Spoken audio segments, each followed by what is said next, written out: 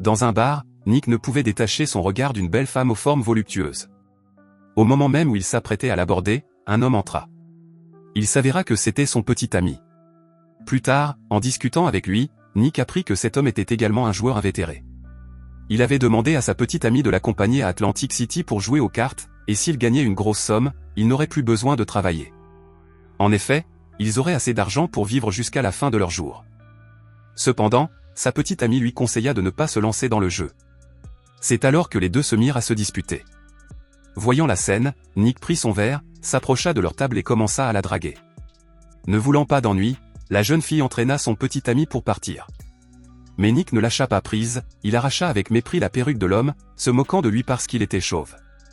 Mais comme Nick avait de beaux atouts, il ravala sa fierté et sortit avec sa copine. Alors que les deux s'apprêtaient à partir, Nick continua de le provoquer et reçut quelques coups de poing dans le ventre de la part de l'homme. La jeune fille était très fière que son copain soit courageux et fort, alors elle se jeta à son cou. Il s'avéra que tout cela faisait partie de leur plan. Nick avait été engagé par ce garçon pour se faire passer pour un voyou, l'aidant ainsi à avoir l'occasion d'impressionner la fille. Une fois la mission accomplie, Nick reçut une généreuse rémunération. En réalité, Nick était un garde du corps travaillant pour un cabinet d'avocats à Las Vegas. Il endossait le rôle de gardien pour protéger les joueurs dans les casinos. Nick était donc très connu dans le milieu des gardes du corps. Mais en raison de sa vie précaire, il acceptait toutes sortes de boulots pour joindre les deux bouts. Garde du corps, mercenaire et même le rôle de voyou. Tant qu'il était payé et qu'il ne violait pas son éthique, il était prêt à tout. Un jeune homme vint chercher Nick. Il voulait l'engager pour se protéger pendant qu'il s'amusait, car ce riche homme craignait que le fait d'emporter beaucoup d'argent liquide avec lui n'attire l'attention des voyous. Finalement, Nick fut engagé comme garde du corps personnel. Après le travail, Nick se rendit en voiture à son bar habituel. La serveuse sortit et lui dit qu'une fille nommée Holly lui avait laissé un message. Nick lut le mot, puis se rendit chez Holly. En réalité, c'était une amie de Nick. En voyant les ecchymoses sur le visage de Holly, Nick lui demanda ce qui s'était passé et qui lui avait fait ça, mais malheureusement, elle-même ne savait pas qu'il avait agressé cette nuit-là. Holly raconta qu'elle avait été battue ce jour-là jusqu'à perdre connaissance. Un homme l'avait déposée devant l'hôpital. Grâce à son instinct de survie, Holly avait rampé jusqu'à la porte des urgences. C'était aussi la raison pour laquelle Holly avait appelé Nick. Elle voulait l'engager pour enquêter sur les personnes qui l'avaient torturé. Holly raconta méticuleusement à Nick ce qui s'était passé. Avant cela, Holly précisa qu'elle avait eu un rendez-vous important cette nuit-là. À la fin de ce rendez-vous, Holly était partie en prenant l'ascenseur où se trouvaient 3 jeunes hommes. Holly remarqua que le plus jeune parlait aux 2 autres d'un ton autoritaire et décidé. Elle imagina qu'il s'agissait du chef et que les 2 autres n'étaient que des gardes du corps. Après avoir échoué à la molester, Holly fut traînée de force chez eux. Holly fut brutalement agressée. Une fois qu'ils eurent terminé, ils la déposèrent à l'entrée de l'hôpital. Nick lui demanda dans quel hôtel Holly avait séjourné ce jour-là. Elle répondit qu'elle avait séjourné au Golden Nugget Hotel. Cependant, selon Nick, cet endroit était rempli de gros parieurs. S'ils n'étaient pas des criminels, c'étaient des gens venus à Las Vegas pour jouer. Et Nick rejeta cette idée. Il se dit qu'il ne connaissait personne dans cet hôtel. Il ne pouvait donc rien faire concernant les personnes qui avaient enlevé et torturé Holly. Puis, Nick est rentré chez lui. Même s'il avait dit cela, Nick s'est tout de même faufilé en cachette dans l'hôtel Golden Nugget. Il connaissait 2 femmes qui travaillaient à la blanchisserie de l'hôtel et leur a demandé des informations sur les hommes qui avaient pris l'ascenseur avec Holly. La femme a organisé une rencontre avec Nick dans un snack bar pour pouvoir parler plus facilement. Elle a dit que le type que Nick cherchait s'appelait Denny. C'était un homme de main lié à la mafia italienne et au chef de la famille. La femme a conseillé à Nick de ne pas s'opposer à Denny car ces 2 gardes du corps à eux seuls étaient assez forts pour lui briser le cou. Plus tard, Nick a appelé Holly pour l'informer. Elle lui a dit qu'il avait déjà pointé une arme sur elle et qu'il aurait clairement tiré si elle ne s'était pas soumise. Il a fait dire à Holly qu'elle l'aimait et que, si elle lui obéissait, elle serait libérée. Mais finalement, Holly a quand même été torturée par lui. Ce soir-là, Nick attendit Cyrus dans le hall du casino. Ce jeune homme semblait très excité à l'idée de jouer à Las Vegas pour la première fois. Contrairement à l'attitude blasée de Nick, Cyrus était très enthousiaste car il pensait que Nick était en réalité un agent spécial et n'arrêtait pas de lui demander pour quelle agence il travaillait. Après cela, Nick laissa Cyrus s'adonner librement à sa passion. Le jeune homme semblait s'amuser comme un fou. Pendant ce temps, Nick ne pouvait s'empêcher de penser à la situation de Holly. Il se rendit en voiture chez elle et lui transmit les informations concernant l'homme qui lui avait fait du mal ainsi que le numéro de sa chambre. Il pensait qu'il aurait dû partir et ne pas se mêler de ses ennuis. Cependant, Holly voulait qu'il se venge pour elle. Elle a dit qu'elle voulait que les 2 couilles de Danny soient écrasées par elle. Un instant plus tard, Nick a fait semblant d'être un employé de Babys venu voir Danny. Il faut savoir que le patron était le chef de la pègre de Las Vegas. Il possédait le plus grand casino de la ville, mais le garde du corps s'en fichait. À ce moment-là, il était plongé dans la baignoire.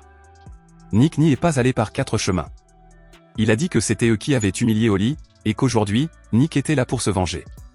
Mais ces types se sont contentés de rire entre eux, affirmant qu'ils ne pouvaient pas respecter une prostituée. Puis Danny a sorti une arme et a menacé Nick. Il a ordonné à ses 2 hommes de main de s'occuper de Nick, mais Nick s'est retourné et a donné un coup de pied à l'un d'eux, le faisant tomber et briser une vitre.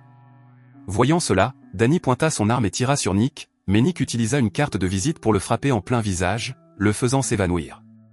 Après quoi, Danny fut ligoté par Nick en attendant que Holly s'occupe de lui. Holly sortit une paire de ciseaux de son sac, ce qui le terrifia. Il la supplia immédiatement de l'épargner. Il aurait pu donner $50 000 à Holly. Elle alla chercher l'argent dans le tiroir et le lança à Nick. Elle lui donna la moitié de la somme. Mais il n'aurait pas été facile pour Holly de pardonner à l'homme qui l'avait torturé. Réalisant que Holly avait l'intention de le castrer, le type la supplia de l'épargner. Une coupure à ses parties intimes fit ressentir à Danny une douleur lancinante. Juste au moment où Danny pensait que ses précieux bijoux allaient être coupés, ses 2 acolytes à ses côtés pâlirent de peur. Soudain, Holly arrêta sa main, décida de l'épargner et s'en alla. De retour chez lui, en regardant les $25 000 qu'il venait de gagner sur la table, Nick décida qu'il tenterait sa chance une fois. Nick voulait juste fuir cette ville perdue au milieu de nulle part le plus vite possible et se retirer du milieu. Mais pour cela, Nick devait amasser au moins $500 000. Seul le jeu pouvait le rendre riche rapidement. Il se rendit au casino et joua aux cartes. Nick misa $10, suscitant le mépris de la croupière. Mais ce qui était surprenant, c'est que plus Nick jouait, plus il gagnait. La chance lui souriait. Il s'avéra que Nick était un véritable à des cartes. Dans le passé, il avait été tellement accro au jeu qu'il avait perdu tout son avenir. Mais ce soir-là, Nick savait que c'était sa seule chance de changer de vie.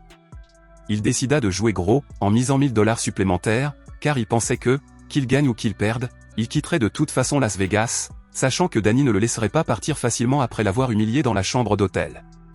Plus Nick jouait, plus la chance lui souriait. Cyrus regardait les gains de Nick s'accumuler de plus en plus. 20 victoires consécutives finirent par agacer le directeur à l'égard de Nick. Tout le monde s'est rassemblé autour de Nick car il avait tellement gagné qu'il attirait tous les joueurs présents. Cette dernière main allait être décisive. Lorsque Nick a retourné ses 2 cartes, tout le monde a attendu nerveusement le résultat. Finalement, Nick a encore remporté une grosse victoire, provoquant l'exultation de tous ceux qui l'entouraient. Grâce à l'argent gagné au casino, Nick décida de quitter cet endroit et de partir en Méditerranée. Au moment même où Nick s'apprêtait à se rendre à la caisse pour changer son argent, le démon du jeu refit surface. Nick voulait désormais réaliser son rêve de partir en Méditerranée. Il se dit que ce n'était qu'un rêve irréalisable, et que ce que Nick voulait maintenant, c'était revenir en arrière et jouer encore. Ce dont Nick avait besoin, ce n'était pas d'argent. Il voulait simplement se plonger dans sa passion pour le jeu. Après cela, Nick prit son argent et retourna jouer. Cette fois-ci, il décida de tout miser, $500 000. Et par chance, Nick gagna $25 000 supplémentaires. À chaque fois qu'il gagnait, il misait tout l'argent qu'il venait de gagner. Il devinait facilement chaque carte que le croupier avait en main, prouvant ainsi que le talent de Nick pour le jeu n'était plus seulement une question de passion. Il avait atteint un niveau de maître. Mais il finit par perdre la totalité des $525 000. Nick ne put s'empêcher d'éprouver des regrets de ne pas avoir réussi à contrôler son envie de jouer et d'avoir perdu ses économies pour la retraite. Cyrus le ramena dans sa chambre d'hôtel pour qu'il se repose. À ce moment-là, Cyrus avoua à Nick qu'il était une personne faible, craignant qu'une fois vieux, il ne se fasse tabasser par de jeunes voyous, car il avait autrefois vu, dans la rue, un groupe d'adolescents tabasser un vieillard.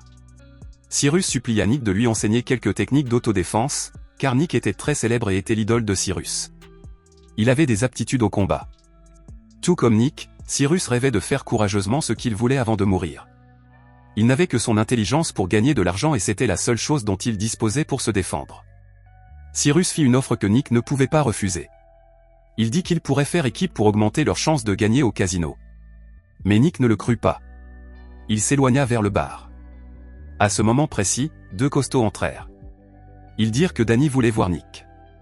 Ils le provoquèrent alors qu'il venait de perdre plus d'un demi-million de dollars. Nick fracassa furieusement un verre sur la tête d'un des hommes de main de Danny. il a continué à s'en prendre physiquement à ces deux-là comme s'ils n'étaient que des sacs de frappe sur lesquels il pouvait déverser sa rage chaque fois qu'il perdait au jeu. Alors qu'il se battait, les hommes du patron du casino sont arrivés et lui ont dit d'arrêter. Lorsque le patron a rencontré Nick, il a déclaré avoir reçu une plainte de Danny. Selon lui, Nick avait utilisé une arme à feu pour tuer 2 de ses hommes et voler de l'argent pour jouer. Pour établir la vérité, Nick a été contraint de se retrouver face à face avec Danny. Il a affirmé que c'était Nick qui avait fait irruption dans la pièce et qui avait d'abord pointé une arme sur sa tête, puis mis hors d'état de nuire 2 hommes de main, les avait attachés à des chaises et leur avait tiré dessus. De plus, Nick s'était également précipité vers le bureau de Danny et avait volé 50 000 $. De surcroît, Danny a fait semblant de ne pas comprendre pourquoi Nick était devenu fou et l'avait attaqué. Il ne lui avait rien fait. Le patron du casino savait très bien que ce type mentait, car il savait que Nick aurait pu les tuer à main nue. À ce moment-là, Nick a expliqué la véritable raison pour laquelle il avait décidé de se venger. Ce voyou était celui qui avait abusé de Holly et l'avait brutalement torturée. Elle avait laissé une marque de ciseaux sur le petit zizi de Danny. Le patron a exigé que Danny enlève son pantalon pour une inspection, ce qui l'a fait perdre son sang-froid. Danny fut humilié une 2e fois. Il était déterminé à se venger de Nick. Le lendemain matin, Cyrus rencontra Nick une dernière fois pour lui dire au revoir avant de retourner dans sa ville. Ce jeune homme n'oublia pas de le railler, en disant qu'il regrettait d'avoir admiré quelqu'un comme lui.